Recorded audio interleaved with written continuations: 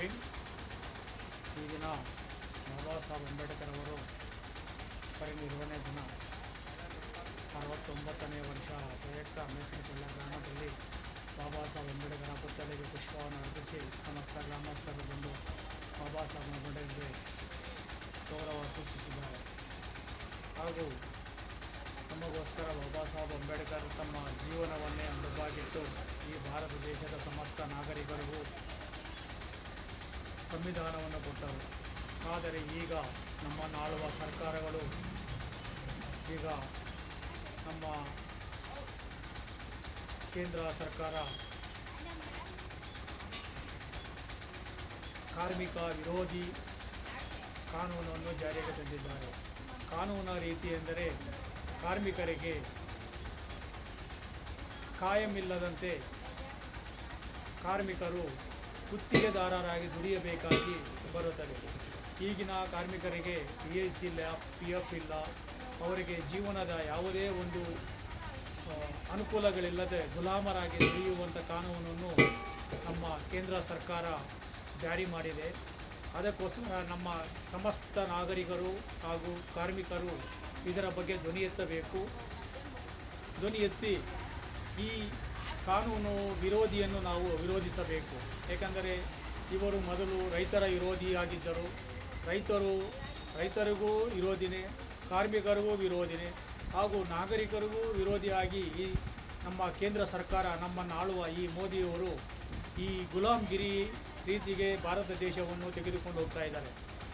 ಆದರೆ ಬಾಬಾ ಸಾಹೇಬ್ ಅಂಬೇಡ್ಕರ್ ಸಂವಿಧಾನವನ್ನು ಕೈಯಲ್ಲಿ ಹಿಡಿದುಕೊಂಡು ತೋರಿಸಿ ಇವರು ಒಳಗೊಳಗನೆ ಬಾಬಾ ಸಾಹೇಬ್ ಅಂಬೇಡ್ಕರ್ ಕೊಟ್ಟಂಥ ಸಂವಿಧಾನವನ್ನು ತಿರುಚುವಂಥ ಕೆಲಸ ಮಾಡುತ್ತಿದ್ದಾರೆ. ದಯವಿಟ್ಟು ಇದರ ಬಗ್ಗೆ ನಮ್ಮ ಸಮಸ್ತ ನಾಗರಿಕರು ಅರ್ಥ ಮಾಡಿಕೊಳ್ಳಬೇಕು. ಹಾಗೂ ಈ ದೇಶದ ಪ್ರತಿಯೊಂದು ಜೀವಿಗೂ ಹಕ್ಕು ಕೊಟ್ಟಂಥ ಬಾಬಾ ಸಾಹೇಬ್ ಅಂಬೇಡ್ಕರ್ ಈ ದಿನ ನಮ್ಮನ್ನು ಅಗಲಿ 69 ವರ್ಷಗಳಾಯಿತು. ಇಲ್ಲಿಯ ತನಕ ದೇಶದಲ್ಲಿ ಇನ್ನೂ ಅಸ್ಪೃಶ್ಯತೆ ಹೋಗಿಲ್ಲ, ಅನರ್ಕ್ಷತೆ ಹೋಗಿಲ್ಲ, ಗುಲಾಮಗಿರಿ ಹೋಗಿಲ್ಲ. ಹಾಗೂ ನಮ್ಮ ಸಮಾಜವು ಯಾವ ರೀತಿ ಹೋಗುತ್ತದೆ ಇದಕ್ಕೆಲ್ಲ ಕಾರಣ ನಮ್ಮ ನಾಳುವ ಸರ್ಕಾರಗಳು ಹಾಗೂ ರಾಜಕಾರಣಿಗಳು.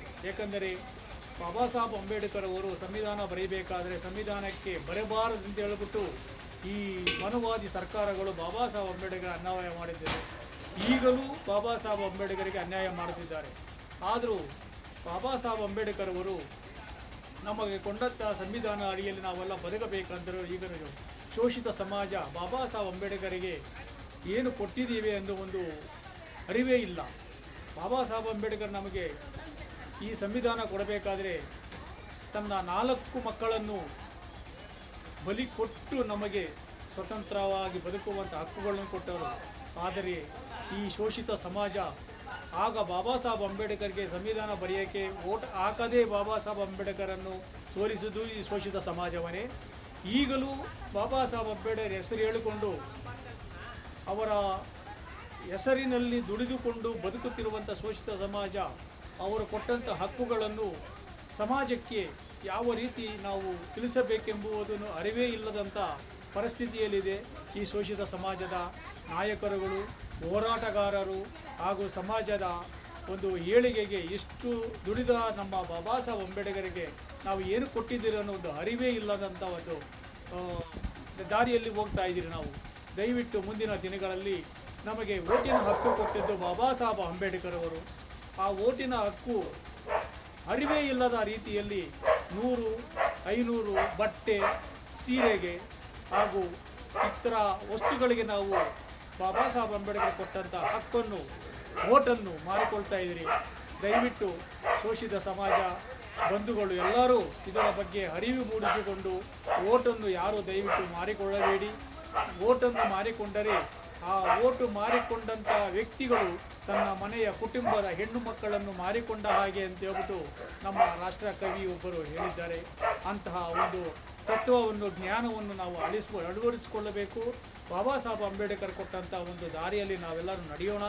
ಮುಂದಿನ ದಿನಗಳಲ್ಲಿ ಈ ಬಾಬಾ ಸಾಹೇಬ್ ಅಂಬೇಡ್ಕರ್ ಕೊಟ್ಟಂಥ ವೋಟಿನಲ್ಲಿ ನಮ್ಮ ವೋಟು, ನಮ್ಮ ಹಕ್ಕನ್ನು ಚಲಾಯಿಸಿ ಸ್ವಾಭಿಮಾನದಿಂದ ವೋಟನ್ನು ಹಾಕಿ ಸಮಸ್ತ ಭಾರತ ದೇಶದ ನಾಗರಿಕರಿಗೂ ನಾವು ಹೇಳುವುದು ಇಷ್ಟೊಂದೇ. ಯಾಕಂದರೆ ನಮಗೆ ವೋಟು ಇಲ್ಲ, ಬಟ್ಟೆ ಇಲ್ಲ, ತಿನ್ನಕ್ಕೆ ಊಟ ಇಲ್ಲದಂಥ ಸಮಯಗಳಲ್ಲಿ ಬಾಬಾ ಸಾಹೇಬ್ ಅಂಬೇಡ್ಕರ್ ತಮ್ಮ ಜೀವನವನ್ನು 45 ವರ್ಷ ವಿದ್ಯಾಭ್ಯಾಸ ಮಾಡಿ 32 ಡಿಗ್ರಿಗಳನ್ನು ಮಾಡಿ ಈ ದೇಶಕ್ಕೋಸ್ಕರ ಇಷ್ಟೊಂದು ಸಂವಿಧಾನ ಕೊಟ್ಟಂಥ ಒಬ್ಬ ಮಹಾಪುರುಷನನ್ನು ನಾವು ಯಾರು ಇಷ್ಟು ನಾವು ಕೀಳವಾಗಿ ನಾವು ನಡೆಸ್ಕೊಳ್ತಾ ಇದ್ದೀರಿ ಅಂದರೆ ನಮಗೆ ಒಂದು ಮಾನವೀಯತೆ ಅನ್ನೋದೇ ಇಲ್ಲ ಅನ್ನೋದು ನನ್ನ ಒಂದು ಅನಿಸಿಕೆ.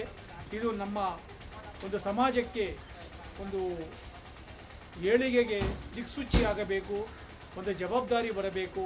ಯಾವುದೇ ಕಾರಣಕ್ಕೂ ಶೋಷಿತ ಸಮಾಜವಾಗಿರಲಿ, ಮೇಲಿನ ಸಮಾಜವಾಗಿರಲಿ, ಎಲ್ಲರಿಗೂ ಸಮಾನವಾದ ಓಟಿನ ಹಕ್ಕು ಕೊಟ್ಟಂಥ ಬಾಬಾ ಸಾಹೇಬ್ ಅಂಬೇಡ್ಕರ್ ದಯವಿಟ್ಟು ಮುಂದಿನ ದಿನಗಳಲ್ಲಿ ಓಟುಗಳನ್ನು ಮಾರಿಕೊಳ್ಳಬೇಡಿ.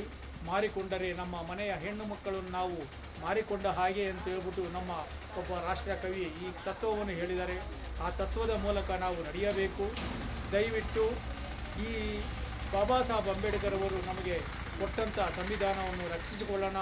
ಈ ನಮ್ಮ ಕೇಂದ್ರ ಸರ್ಕಾರವಾಗಿರಲಿ, ರಾಜ್ಯ ಸರ್ಕಾರವಾಗಿರಲಿ, ಮೇಲೆಗಡೆ ಬಾಬಾ ಸಾಹೇಬ್ ಅಂಬೇಡ್ಕರ್ ಸಂವಿಧಾನ ಬಗ್ಗೆ ಮಾತಾಡ್ತಾರೆ, ಆದರೆ ಒಳಗಡೆ ಬಾಬಾ ಸಾಹೇಬ್ ಅಂಬೇಡ್ಕರ್ ಕೊಟ್ಟಂಥ ಸಂವಿಧಾನವನ್ನು ತಿರುಚುವಂಥ ಕುತಂತ್ರ, ತಂತ್ರಗಾರಿಕೆ ಎಲ್ಲವನ್ನೂ ಮಾಡುತ್ತಿದ್ದಾರೆ. ನಮ್ಮ ನಾಗರಿಕರು ಅರ್ಥ ಮಾಡಿಕೊಳ್ಳಬೇಕು, ಸಂವಿಧಾನವನ್ನು ಉಳಿಸಿಕೋಬೇಕು.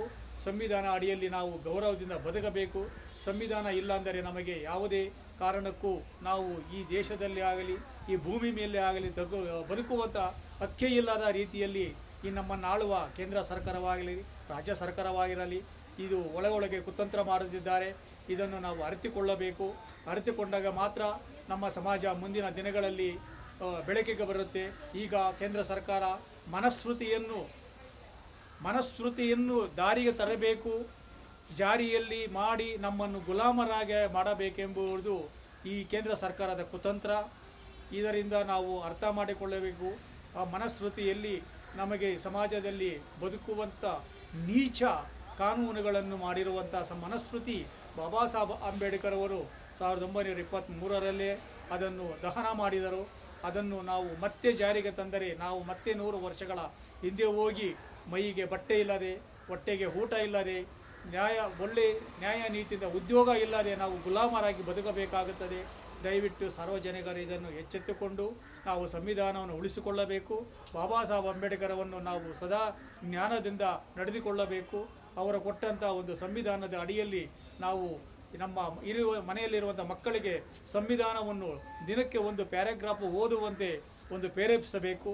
ಇದು ನಮ್ಮೆಲ್ಲರ ಕರ್ತವ್ಯ ಆಗಿದೆ, ನಮ್ಮೆಲ್ಲರ ಜವಾಬ್ದಾರಿಯಾಗಿದೆ, ನಮ್ಮೆಲ್ಲರ ಒಂದು ಆತ್ಮಸಾಕ್ಷಿ ರೀತಿಯಿಂದ ನಾವು ನಡೆದುಕೊಳ್ಳಬೇಕೆಂದು ಎಲ್ಲರಿಗೂ ಮನವಿ ಮಾಡಿಕೊಳ್ಳುತ್ತೇನೆ.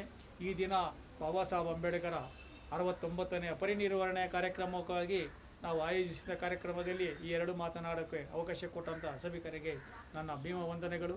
ಜೈ ಭೀಮ್, ಜೈ ಭೀಮ್, ಜೈ ಭೀಮ್, ಜೈ ಭೀಮ್. ಬಾಬಾ ಸಾಹೇಬ್ ಅಂಬೇಡ್ಕರ್ ಅಮರವಾಗಲಿ, ಬಾಬಾ ಸಾಹೇಬ್ ಅಂಬೇಡ್ಕರ್ ಅಮರವಾಗಲಿ, ಬಾಬಾ ಸಾಹೇಬ್ ಅಂಬೇಡ್ಕರ್ ಅಮರವಾಗಲಿ.